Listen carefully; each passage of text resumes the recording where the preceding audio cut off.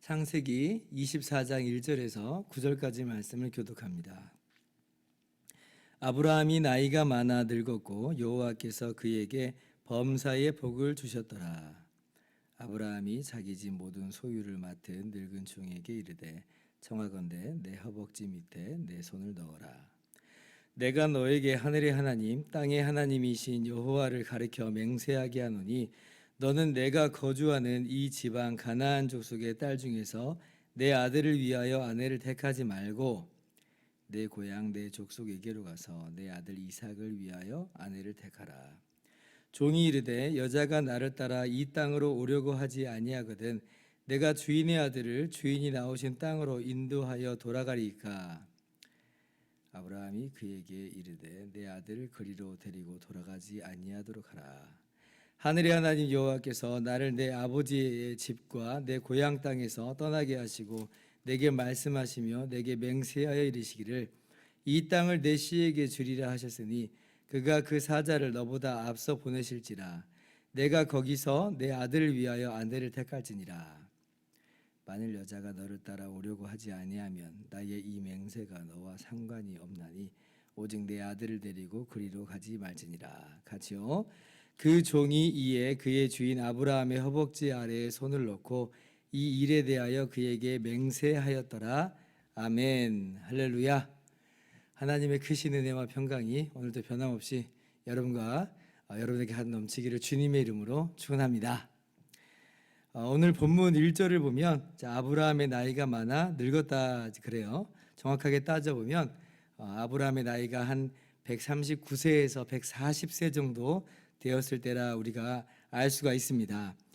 왜냐하면 이 창세기 25장 20절을 보면 이삭의 나이가 이삭이 이제 리브가와 결혼할 때 나이가 나와요.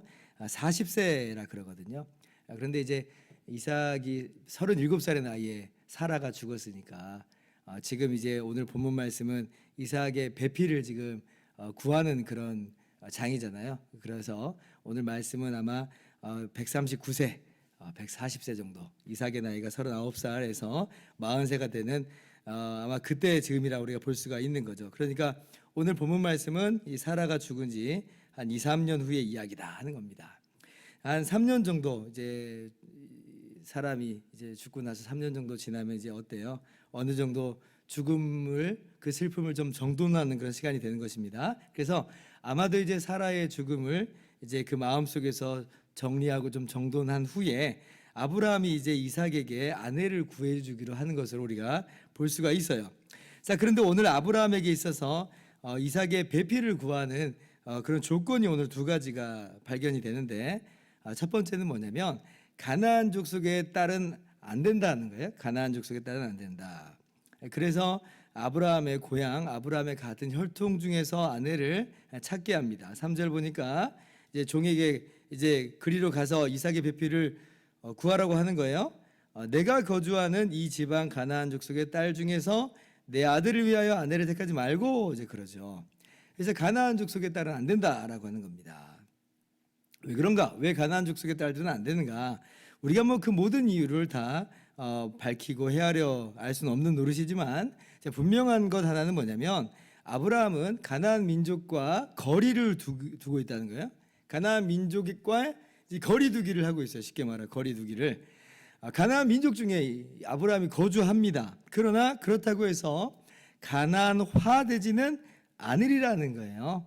아브라함과 이 자신의 그 언약 자손, 언약 백성은 이 가나안 백성과 다르다고 하는 거죠. 구별하고 있는 것이다.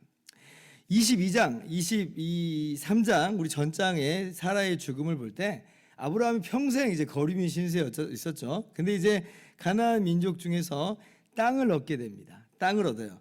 정말 최초예요. 그런데 이제 그렇게 해서 땅을 구해서 그들 가운데 땅의 소유권을 받았다고 해서 가나안 민족 중에 그럼 하나냐 할 때에 아브라함에게 있어서는 땅을 얻었다는 것이 그렇다고 그게 가나안 민족하고 하나 된다 이런 말은 아니라고 하는 거예요. 그래서 이삭의 배필을 가나안 민족 중에 딸 중에서 얻는 것으로 인하여서 이렇게 가나안 백성들하고 완전히 동화되는 것을 차단하고 있는 것입니다. 하나님께 구별된 자신들은 가족이다라고 하는 것을 확고히 하고 있는 거죠. 아마 이제 그 이유는 분명히 이거죠. 하나님에 대한 신앙, 여호와 신앙이 혼합돼서 변질되어 버릴 것을 막는 거예요. 왜냐하면 가나안 민족들이 여호와 하나님을 경외하지 않잖아요. 여호와 하나님을 두려워하는 그런 민족이 아닌 것입니다. 그러니까 이삭의 배필이 이렇게 하나님을 경외하는 그런 신앙인이 아니라 이방 종교에 물든 사람이 와버리면 어떻게 되겠어요? 아브라함의 가족들이 언약의 자손들이라고 일컬어진 이 사람들의 신앙이 완전히 변질되어 버릴 확률이 높잖아요.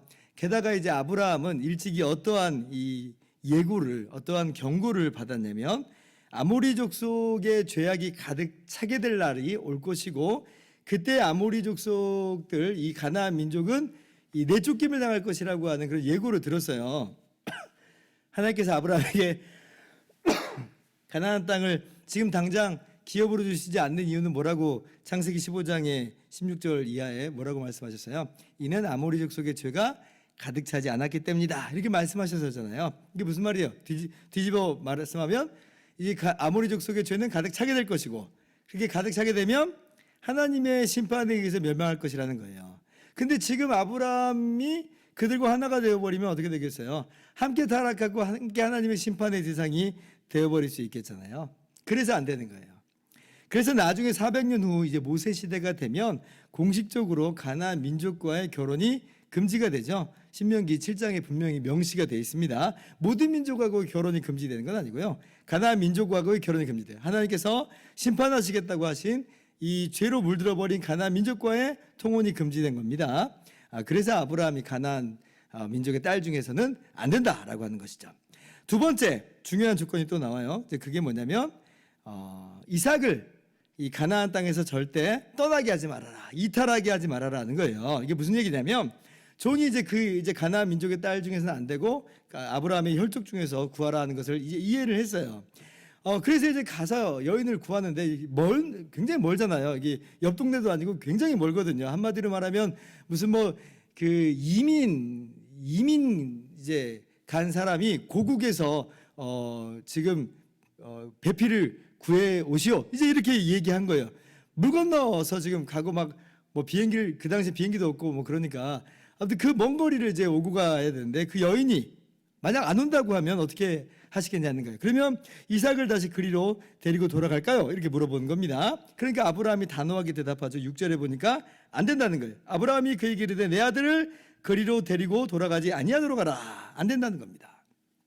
이게 무슨 의미냐면 이게 창세기 12장 1절에 연속선상이라고 하는 거예요. 그때 보면 하나님께서 아브라함에게 너의 고향, 친척, 아버지의 집을 떠나 내가 너에게 보여줄 땅으로 가라 했잖아요. 그래서 아브라함이 그 말씀을 믿음으로, 하나님 믿음으로 그 말씀에 순종하여 이렇게 이 가나안 땅에 이르렀습니다. 그때 이제 하나님께서 이렇게 하나님을 믿은 아브라함에게, 그렇게 믿고 순종한 아브라함에게 언약을 맺으시죠. 너에게 자손을 주겠다, 큰 민족을 이루게 하겠다, 너에게 땅을 주겠다, 그리고 영원한 언약을 맺는 거예요. 아브라함이 복이 되는 거예요. 아브라함을 통해서 복을 받고 아브라함의 씨를 통해서 복을 얻게 되는 것을 이야기하셨어요. 그래서 지금 아브라함이 가나안 땅에 머물고 있는데, 근데 이삭이 지금 가나안 땅을 떠나서 돌아가 버리면 어떻게 되는 거예요? 이 모든 것이 다 원위치 돼 버리잖아요. 모든 것이 다 무효화돼 버리는 일이 있게 되는 겁니다. 그래서 지금 가나안 땅을 지금 떠나느냐 아니면 머무르냐, 이건 단순한 문제가 아니에요. 근본적인 신앙의 문제고 정체성의 문제다, 본질의 문제다라는 거예요. 그래서 여인이 안 온다 하면 그럼 그냥 내비두라는 겁니다. 그렇다고 이삭을 그 여인하고 결혼시키겠다고 그리로 데리러 돌아가지 말라는 겁니다. 이게 이제 아브라함이 가지고 있었던 중요한 두 가지의 조건이었어요. 그럼 우리가 볼 때는 그렇죠. 아니 이것도 안 되고 저것도 안 되고 너무 제한 조건이 많은 거 아니에요. 아니 어떻게 살라고 하는 거예요. 어쩌면 우리는 입이 이만큼 뿌르퉁 나와가지고 툴툴거릴지도 모르겠어요. 정도 어쩌면 당황했을지 모르겠습니다. 너무 조건이 어려운데요. 그러나 아브라함은 믿어요. 7절 말씀 보니까 하나님께서 그렇게 분명히 행하실 거라고 믿는 겁니다. 그가 그 사자를 너보다 앞서 보내실 것이다. 물론 그리 아니하실지라도, 즉 여인이 안 온다고 할지라도 다시 이삭을 데리고 돌아가는 일은 없는 것이고, 그러나 분명하게 내가 믿는 건 뭐다? 하나님께서 인도하실 거다라고 하는 거예요. 하나님께서 그의 사자를 너보다 앞서 보내실 거다라고 하는 거죠. 믿음이 아브라함에게 있었고, 그 이후에 어떤 일이 이제 있게 됐는지는 우리가 내일도 계속해서 살펴보게 될 것입니다. 그러므로 오늘 우리가 말씀을 우리 삶 가운데 적용하실 수 있기를 바라요. 이 아브라함의 믿음으로 살기를 바랍니다. 첫 번째, 세상 중에 우리가 거하지만 세상과 동화되는 일은 없다. 이제 이게 우리의 분명한 고백이어야 될 것이에요. 두 번째, 나는 신앙인으로서의 정체성을 분명하게 세우리라. 내가 돌아가는 일이 없다. 내가 과거로 돌아가는 일은 없는 거예요. 내가 옛삶으로 돌아가는 일은 없는 거예요. 나는 구별된 하나님의 백성으로서의 정체성을 분명히 갖고 산다는 거죠. 그리고 하나님께서 우리의 모든 삶을 인도하실 것이나 그리 아니하실지라도 나는 이 길을 걸어가리라. 이러한 다짐이 우리 가운데 있어야 되겠습니다. 그러나 분명하게 우리가 믿는 것은 그리 아니하실지라도 우리는 이 믿음 따라 살지만 하나님은 어떻게 하신다? 우리의 모든 삶의 길을 인도하실 것이다. 하나님께서 그의 사자를 여러분 앞서 보내시면서 여러분의 모든 신앙인으로서의 삶을 온전히 살 수 있도록 보호하시고 지키시고 은혜로 충만하게 날마다 부어주시는 줄을 믿으시기 바랍니다. 기도하겠습니다.